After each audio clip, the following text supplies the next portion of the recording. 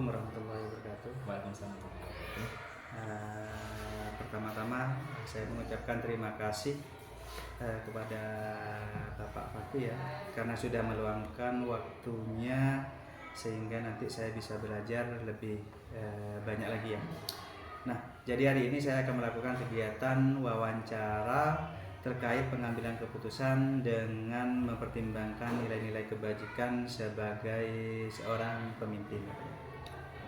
Nah, ini juga merupakan salah satu tugas saya, yaitu demonstrasi konseptual pada modul 3.1 guru penggerak angkatan 9.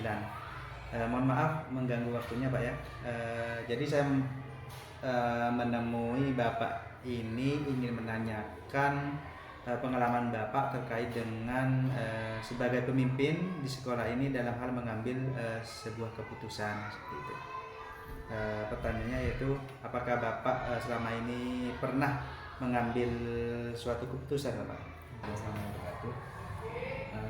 Terkait dengan keputusan yang sudah diambil selama ini, memang keputusannya selalu dibahas dengan stakeholder yang terkait seperti warga sekolah, kemudian wali murid sendiri, sehingga keputusan ini tidak sepihak dari saya sendiri, tapi juga melibatkan kepada semua orang yang ada dalam sekolah itu. Baik Bapak ya, berarti Bapak intinya pernah mengambil suatu keputusan ya. Biasanya Pak, keputusan yang Bapak ambil ini situasinya terkait dengan dua-duanya benar atau salah satunya yang benar atau salah Bapak? Untuk keputusan yang diambil memang bisa dengan salah satunya atau bisa juga dengan dua-duanya bisa benar. Karena memang untuk masalah keputusan yang diambil ini juga tidak lepas dari keterlibatan dari stakeholder yang ada di sekolah itu. Jadi bisa juga salah, bisa juga benar. Tapi berharap dari kesalahan ini bisa dirubah jadi sesuatu yang benar. Terima kasih Pak ya. Jadi Bapak sering menangani kasus di mana situasi dua-duanya benar ya. Ya, seperti itu. Misalnya contohnya seperti apa Pak? Semisal ketika hendak membuat satu kebijakan terkait dengan pengembangan sarana prasarana sekolah misalkan, atau dengan menindaklanjuti terkait ada siswa yang tidak masuk atau siswa yang ada satu kasus, maka terkadang keputusan atau kebijakan saya ada yang benar juga ada yang salah. Tapi ketika melibatkan kepada semua guru, maka keputusan yang saya ambil insya Allah sudah benar. Ya, terkait dengan permasalahan contohnya seperti apa Pak? Kasusnya seperti apa? Tadi kan sudah disebutkan terkait anak terlambat, terus yang kedua yaitu terkait masalah penggunaan sarana dan prasarana gitu. Mungkin salah satunya nggak Pak? Bisa diceritakan Pak? Semisal ketika menghadapi kasus anak terlambat, nah itu saya bertanya pada wali kelasnya tentang kesehariannya apa saja anaknya kenapa sedang terlambat. Kemudian saya tanya kepada wali muridnya juga, saya tanya langsung apakah selama ini dia ada masalah atau mungkin apakah ada suatu problem di rumahnya sehingga dia sedang terlambat, atau memang karena jaraknya atau hal misalnya, sehingga saya pun sebagai seorang kepala sekolah juga harus mengetahui secara mendalam tentang bagaimana problemnya itu gimana, sehingga saya bisa cari solusinya untuk anak itu. Baik Pak ya, berarti intinya yaitu bahwa dari penjelasan Bapak tadi yang dihadapi adalah ketika anak sering terlambat ya. Kemudian Bapak mencari tahu mengapa kok anak tersebut sering terlambat. Saya cari tahu melalui wali kelasnya, melalui wali muridnya juga, tentang apa anak ini cukup sering terlambat di dalam hari tertentu seperti hari Senin, hari Selasa dan sebagainya. Ternyata alasannya apa Pak kok sering terlambat anak ini? Alasannya karena berhubung sekolah ini desa, sehingga anak ini masih mencari makanan untuk hewan yang Peliharaannya, seperti kambingnya atau sapinya, sehingga dia masih mencari untuk itu, sehingga otomatis waktu untuk anak itu ke sekolah menjadi kurang, sehingga dia terburu-buru ke sekolah dan dia terlambat. Nah, jadi intinya itu kan menjadi dilema buat kita ya, sedangkan dia terlambat sekolah karena alasan dia punya peliharaan di rumah seperti itu ya, yang memang itu memang kebutuhan untuk ekonominya anak-anak tersebut ya.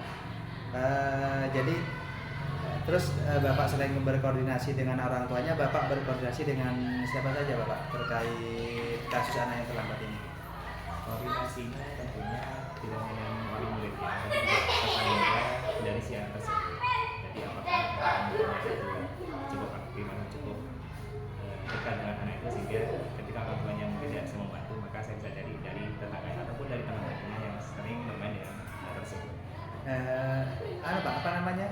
Menurut pernyataan dari walinya mungkin dan tetangganya gimana terkait anak tersebut yang terlambat itu, selain mencari makan untuk peliharaan, apa lagi mungkin?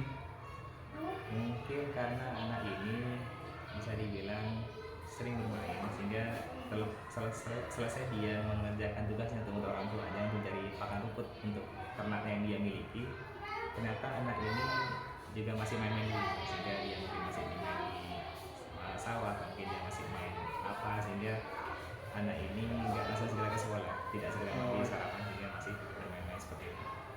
Jadi gini Pak, apa tantangan yang Bapak hadapi dalam penyelesaian kasus anak tersebut apa? Tantangannya dalam menyelesaikan kasus anak terlambat tersebut? Nah, untuk kasus anak ini tantangannya mungkin terkait dengan koordinasi, karena anak ini juga tidak punya HP, tidak memiliki HP. Kalaupun dia punya HP, tapi mungkin paketannya tidak ada, sehingga untuk berkoordinasi dengan orang tuanya itu tidak susah. Artinya untuk agar orang tuanya ini untuk segera membuat disiplin atau sedang mendisiplinkan anak ini juga sulit, karena orang tuanya pun ketika diajak koordinasi dengan kita sulit dalam masalah komunikasi. Itu kendala atau tantangan yang dihadapi terkait penyelesaian kasus anak tersebut ya, karena sering terlambat. Terus kemudian Bapak ini untuk mengatasi kasus ini biasanya Bapak mengagendakan jadwal, contohnya seperti setiap minggu ada pertemuan atau ketika ada kasus itu sendiri?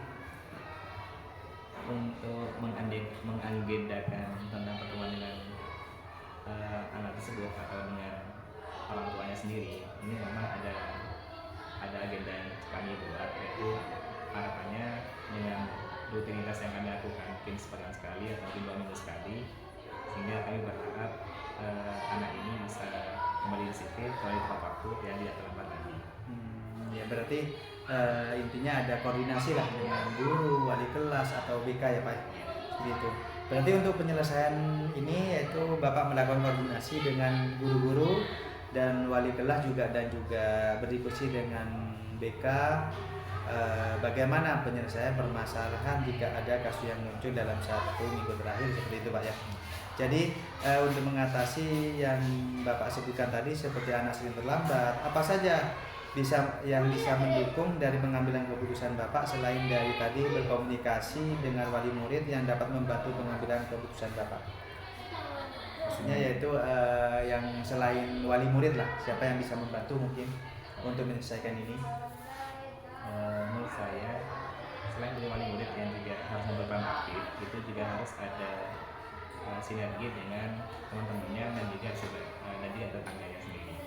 Namun memang yang efektif bagi saya adalah teman-temannya, karena mungkin dari temannya yang sebaya, yang seumuran, sehingga anak ini motivasi dari teman-teman yang juga rajin, sehingga harapannya kami juga selalu meminta pada teman-teman yang dekat dengan anak ini yang sudah terlambat untuk dia rajin aktif kembali ke sekolah dan segera menyelesaikan tugas-tugasnya ketika selesai membantu orang tuanya untuk mencari pakan ternak. Oke, iya Pak. Ketika anak tersebut terlambat mungkin Pak, apakah tetap diizinkan untuk masuk kelas atau gimana Pak? Karena jika masih awal-awal mungkin kami masih mempersilahkan atau istilahnya tidak menghukum berat. Namun karena mungkin ini cukup sering dan kita sudah tahu penyebabnya dia masih bermain-main, maka ada sanksi yang cukup tegas.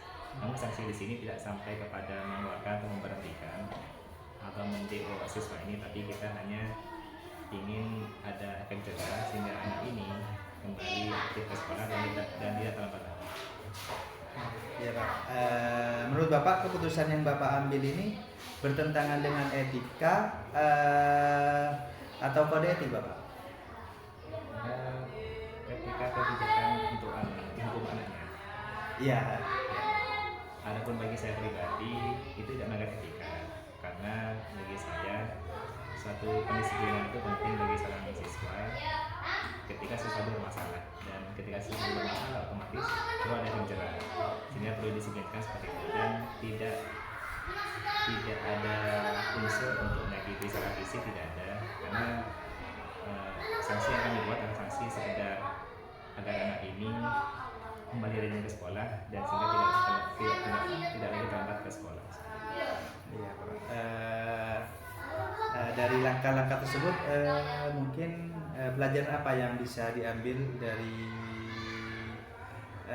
maksudnya kasus ini, apa namanya, keterlambatan itu, apa yang hikmah yang dapat diambil dari kasus tersebut? Karena hikmah yang saya dapati dari kasus ini tentang siswa terlambat ini, maka saya menjadi terbuka untuk lebih memperhatikan siswa saya, khususnya koordinasi yang dulunya mungkin jarang berkoordinasi, sehingga dengan adanya kasus ini saya lebih berkoordinasi lagi dengan para wali murid, para wali kelas, dan juga murid-murid saya yang lain yang dekat dengan siswa itu, dan juga sembari memperhatikan jadwal masuk, dan atau mungkin saya juga bisa jadi berinisiatif untuk berikan reward ketika yang rajin, tidak terlambat dalam 1 bulan, maka saya bisa berikan reward. Intinya dikasih apresiasi lah, biar anak-anak tetap semangat untuk mengikuti pelajaran atau berangkat ke sekolah Bapak, biar tidak terlambat lagi ya. Baik Bapak, saya sangat senang sekali dan merasa sangat beruntung dapat mendengar pengalaman dari Bapak selaku kepala sekolah ya dalam hal mengambil keputusan. Dan terima kasih Bapak atas waktunya. Assalamualaikum warahmatullahi wabarakatuh. Tanpamu apa jadinya aku, tak bisa baca tuh